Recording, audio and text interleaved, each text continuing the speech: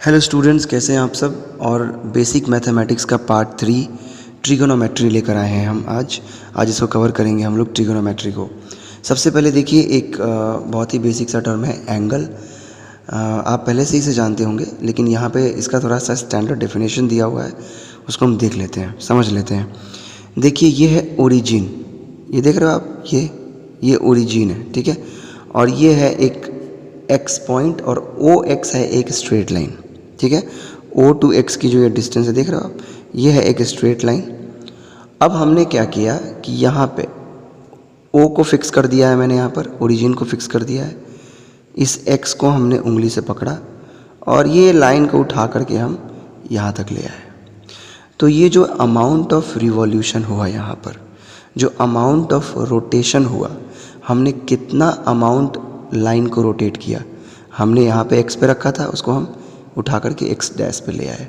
किसके अबाउट? इस ओरिजिन के अबाउट। इस ओरिजिन को हमने यहाँ पे फिक्स कर दिया है, ठीक है। फिक्स कर दिया है तो ये हिलेगा नहीं, सिर्फ हम इस तरफ से इसको उठा के और यहाँ पे ला रहे हैं, ठीक है। तो ये जो अमाउंट ऑफ रोटेशन हुआ, इसी को हम एंगल बोलते हैं, ठीक है। सो यहाँ पे यही लिखा हुआ है कि द अमाउंट ऑफ रिवॉल्यूशन, देखिए यहाँ पर, of the line is called the angle traced by the line. यानी इस लाइन ने जो भी एंगल ट्रेस किया है, जो भी हमने इसको रिवॉल्व किया है, वही क्या होगा? एंगल होगा। और इसको हम थीटा, ये जो सिंबल है ना, थीटा से इसको दर्शाते हैं। देखिए इस एंगल की वैल्यू थीटा को हम पॉजिटिव लेंगे अगर हम इस लाइन को एंटी क्लॉकवाइज डायरेक्शन में घुमाएं तो, और अगर हम इस लाइन को क्लॉकवाइज डायरेक्शन में यानी नीचे की तरफ घुमाते, तो ऐसे केस में थीटा की वैल्यू को हम नेगेटिव लेते। तो एंटी क्लॉकवाइज के लिए थीटा की वैल्यू पॉजिटिव होगी और क्लॉकवाइज डायरेक्शन में रोटेशन के लिए थीटा की वैल्यू नेगेटिव होगी, ठीक है। चलिए आगे बढ़ते हैं। देखिए एंगल को मेज़र करने के कुछ सिस्टम होते हैं। तो यहाँ पे 3 सिस्टम हम पढ़ेंगे जिनसे हम एंगल का मेज़रमेंट करेंगे, जिसमें पहला सिस्टम है सेक्साडेसिमल सिस्टम, जिसमें कि 1 राइट एंगल इक्वल होता है 90 डिग्रीज़ के। आपको ये याद रखना है कि 1 राइट एंगल इक्वल होता है 90 डिग्रीज़ के। ये जो डिग्री है, डिग्रीज़, ये यूनिट है एंगल का, बड़ा यूनिट है ये। और 1 डिग्री इक्वल होता है 60 मिनट्स के, और 1 मिनट इक्वल होता है 60 सेकेंड्स के, ठीक है। देखिए यहाँ पे ये जो मिनट और सेकंड आपको दिख रहा है ना, ये टाइम का यूनिट नहीं है। ये मिनट और सेकंड से हम एंगल मेज़र करते हैं, ये एंगल का ही छोटा यूनिट है। देखिए मिनट को यहाँ पे हम ऐसे, देखिए एक सिंगल डॉट से, और डबल डॉट से हम सेकंड को दर्शाते हैं, ठीक है। उसके बाद दूसरा सिस्टम है सेंटेसिमल सिस्टम, जिसमें कि 1 राइट एंगल को हम बोलते हैं 100 ग्रेड्स के बराबर, ठीक है। ये जो ग्रेड्स है ना, ये भी एंगल को मेज़र करने का एक यूनिट है। तो याद रखें आप, 1 राइट एंगल जो इक्वल होता है 100 ग्रेड्स के, और 1 ग्रेड इक्वल होता है 100 मिनट्स के, और 1 मिनट इक्वल होता है 100 सेकेंड्स के। तो ये सब एंगल को मेज़र करने के यूनिट्स हैं, इनको आप ज़रूर याद रखें, ठीक है। आगे बढ़ते हैं। अब देखिए जो थर्ड सिस्टम है एंगल को मेज़र करने का, वो है सर्कुलर सिस्टम। सर्कुलर सिस्टम, देखिए इस सिस्टम में एंगल को हम मेज़र करते हैं रेडियन में। रेडियन एंगल का एक यूनिट है। एक्चुअली इसमें क्या होता है वो मैं आपको बता दूं। यहाँ पे आपको एक सर्किल दिख रहा है, मान लो कि ये सर्किल का रेडियस r है, ये ओरिजिन है, देख रहे हो ना। और यहाँ पे सर्किल पे एक पॉइंट हम लेते हैं P, और ये देखो P पॉइंट को हम ऐसे आगे ले जाते हैं Q तक, यानी कि हमको इस सर्किल पे P से Q तक का आर्क लेना है। एक बात का ध्यान रखना है आपको कि इस आर्क की लंबाई उतनी ही होनी चाहिए जितना कि इस सर्किल का रेडियस है।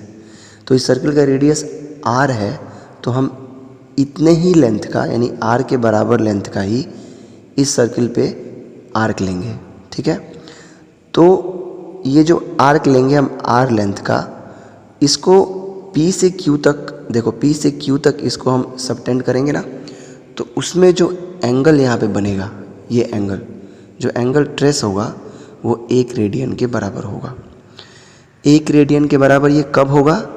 जब हम इस OP लाइन को, देख रहे हो ये OP, O to P, ये P पॉइंट को पकड़ के और हम इसको Q तक ले जाएंगे और इस PQ की जो लंबाई है वो उतनी ही होनी चाहिए जितनी इस सर्कल का, जितना कि सर्कल का रेडियस है R, ठीक है।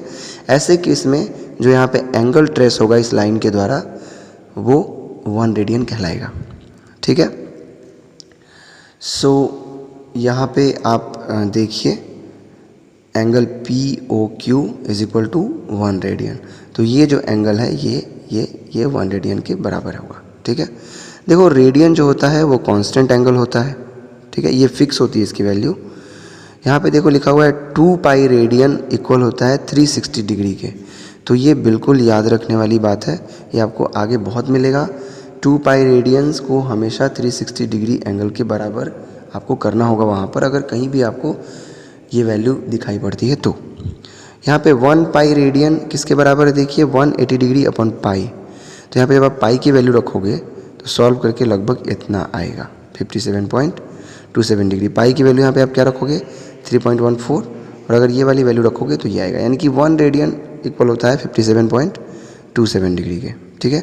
और 2 पाई रेडियन की वैल्यू आप याद रखना 360 डिग्री, ठीक है। ये सब देखो याद रखने वाली कुछ चीज़ें हैं, इसमें बहुत बड़ी नहीं है, इसको आपको बस दिमाग में रखना है और फिर हम आगे कंटिन्यू करेंगे इसको, ठीक है। देखिए यहाँ पे नीचे क्या लिखा हुआ है? लिखा हुआ है कि L is the length of an arc.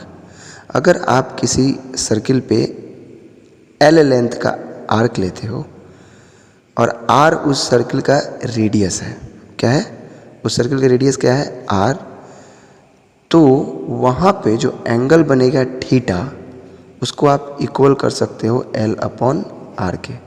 तो याद रखना जो एंगल बनता है किसी भी सर्किल में वो आर्क लेंथ अपॉन रेडियस को इक्वल करने पर आता है। तो थीटा का फॉर्मूला क्या हुआ? रेडियन की बात हो रही है ये, रेडियन में, ठीक है। So in radian theta is equal to L upon R। कुछ नहीं, आपको एक सिंपल सा फॉर्मूला याद रखना है, theta is equal to L upon R, where L is the arc length and R is the radius of that circle, ठीक है। तो चलिए ये तो बेसिक मैथमेटिक्स है, इसको अगर हम ढंग से पढ़ेंगे समझेंगे, देखो देखने में ये चीज़ें बहुत छोटी छोटी लग रही हैं, अरे यार ये तो पहले ही हमने पढ़ा हुआ है, ये सब क्या बकवास है। नहीं, मैंने आपसे ये कहा था कि मैं आपको A to Z पूरा डिटेल से पढ़ाऊँगा सब कुछ, तो पूरा मैथमेटिक्स हम बेसिक ख़त्म करेंगे पहले, उसके बाद हम शुरू करेंगे अपना प्यारा फिजिक्स और उसको थ्रू आउट पूरा फिजिक्स ख़त्म करेंगे, ठीक है। तो अगले पार्ट में भी हम अभी ट्रिग्नोमेट्री ही पढ़ने वाले हैं, उसके बाद आगे फर्दर हम देखते हैं कि और क्या क्या पढ़ना है हमें, ठीक है। चलिए आज का वीडियो यहीं ख़त्म करते हैं। सो आप नेक्स्ट पार्ट बहुत ही जल्दी आएगा, ये थोड़ा सा लेट हो गया, ठीक है। चलिए bye, have a nice day.